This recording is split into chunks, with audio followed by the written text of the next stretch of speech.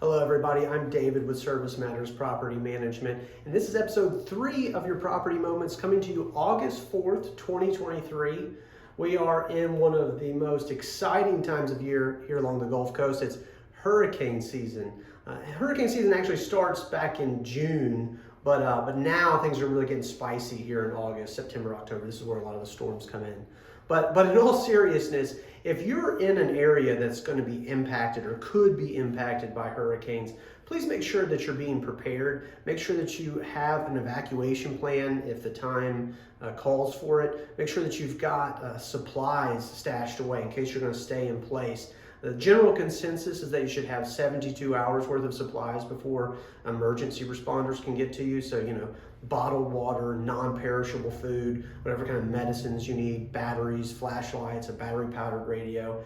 And make sure that you're staying on top of what the weather is doing. There are a lot of great websites and resources out there. I personally like using the National Hurricane Center website, but just once or twice a week, make sure you're checking in on your favorite website to get information, be aware of what's happening, in the Atlantic and along the Gulf Coast, in the Gulf as well.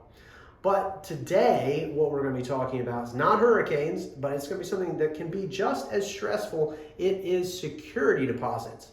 Now, we really can't cover everything about deposits in a single episode. But what I want to do today is I want to kind of talk you through some of the steps that can help you to be able to return as much of the security deposit back to the tenant as possible.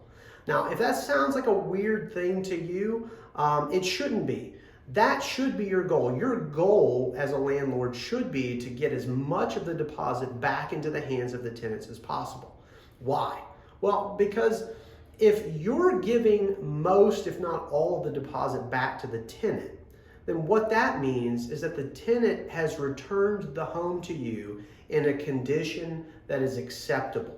That means that the house is clean, that the carpets are clean, that the yard has been mowed, that the pressure washing of driveways and sidewalks has happened, that you don't have to go in and replace blinds or touch up paint or do any of the other maintenance types of things that can happen with a move out.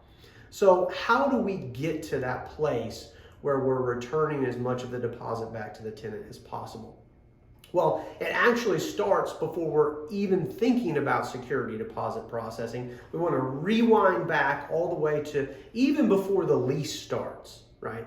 So in the days leading up to the start date for the lease, when you're about to hand the keys to the tenant, what are you doing? Well, one of the things you should be doing is a move-in inspection. And that move-in inspection should be you photographing everything about that property. All of the outside, the lawn, the flower beds, the gutters, the screens, any storage facilities, the fence, inside of the house, every room, floor, walls, ceilings, light fixtures, blinds, appliances, everything, right? And as you're doing this move-in inspection and taking all these photographs, you want to be thinking about the condition of the home. Is the home ready? Has the yard been mowed? Has all the pressure washing happened? Inside, is the house clean? Are all the light bulbs working? Check the faucets. Are there any leaks, in the faucet itself or underneath in the cabinets? Is there hot water? Is the AC working well? Your goal is to hand the keys to the home over to a tenant so that all they have to do is move their stuff in, right? I mean, there's a lot of moving parts to a house, so you could be forgiven if a light bulb is burned out or if a smoke detector starts chirping. And of course, things decide to break when they want to break. But generally speaking, when you hand the keys to the tenant, the house should be ready.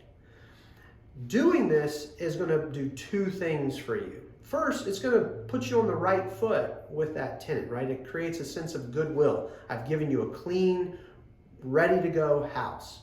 But the other thing, and perhaps the more important thing, is that you're setting a standard. You're telling that tenant, here, this is how I want my home to look. This is what I expect from you when you move out and you give the home back to me. All right?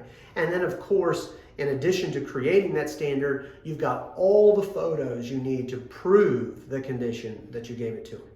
Now, the other thing you want to do here at the beginning, before the lease is even signed, is you want to make sure that there is language in that lease. So there's a section in it, at least one section, maybe multiple sections, that talk about the move-out process in very clear terms. You want the tenant to know what you expect of them when they move out. What are the things they're supposed to do? Should they have the house cleaned professionally, carpets cleaned professionally? What about the landscaping? Are there certain things that might happen if they have pets or don't have pets? All of that should be easy to find and well defined in your lease, at least in one spot, maybe in multiple spots. Now we fast forward to the end of the lease. The tenant has given you notice, maybe it's 30, 45, 60 days, whatever you require. What do we do now? Well, the first thing you do is you need to get a forwarding address, right? It's kind of difficult to send a security deposit to someone if you don't have that address, right? Now, maybe they don't know where they're moving to exactly right away other than the general city. So you want to make sure you're staying on top of that if they don't give you that information. Worst case scenario, if the tenant moves out and you can't get a hold of them and you don't have a forwarding address for them, Florida landlord-tenant law says that you are to send the deposit to the last known address, which would be the house that they were renting from you. But as much as you can, you want to make sure that you get up-to-date forwarding information for them. The other thing you want to do in that notice period is you want to resend them the part of the lease that talks about the move out. You want to just cut that part of the lease out. I think it's a good idea to send it to them in kind of a task-oriented document so they can kind of just check things off as they go. House is clean, touch-up painting is done, floors have been professionally cleaned, all that stuff that you require, right? Now, what I'm telling you here, this is not a foolproof, bulletproof approach, right? It's still possible that you could go into the house and there's something that needs to be done, whether it's cleaning the house or make-ready repairs. There could still be work that needs to be done. But worst case scenario, you have to do work, but you have now created a very seamless process to have that done that's not going to cause any friction, right? Because you gave the home to the tenant in a good condition and you took photos of that. So now at the end, when the home's not the way it should be, you just deduct those expenses from the deposit as appropriate. And then you just send the tenant a letter. See, here are the photos I took. The house wasn't clean when you moved out and it was clean when you moved in. And here's in the lease where it says that you have to have the home cleaned. And I even sent it to you in a follow-up letter towards the end of your lease. And here's the invoice for how much it cost me to have it clean. And so it just becomes a very smooth process either way.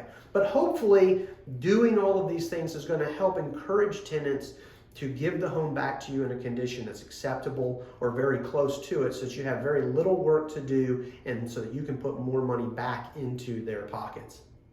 I'm David with Service Matters. I hope you've enjoyed this minute. Thanks for checking in with us. Be on the lookout for our next video coming to you in September. Until then, take care.